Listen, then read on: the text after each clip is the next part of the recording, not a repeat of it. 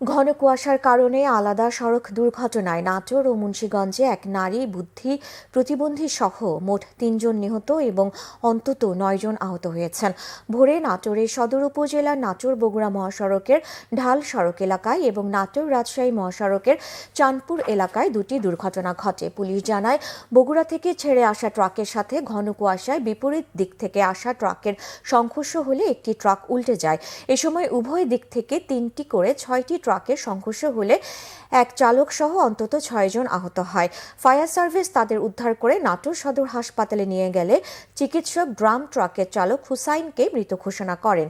অন্যদিকে নাটোর রাজশাহী মহাসড়কে গাড়ি চাপায় অজ্ঞাত বুদ্ধি প্রতিবন্ধী এক নারী নিহত হয়েছেন। এছাড়া ভোরে ঢাকা মাওয়া এক্সপ্রেসওয়েতে মুন্সিগঞ্জের সিরাজদি খানের কুচিয়ামরা ধলেশ্বরী টোল প্লাজা এলাকায় পিকআপ ভ্যান ও প্রাইভেট কারের সংঘর্ষে অজ্ঞাত এক নারী নিহত হয়েছেন।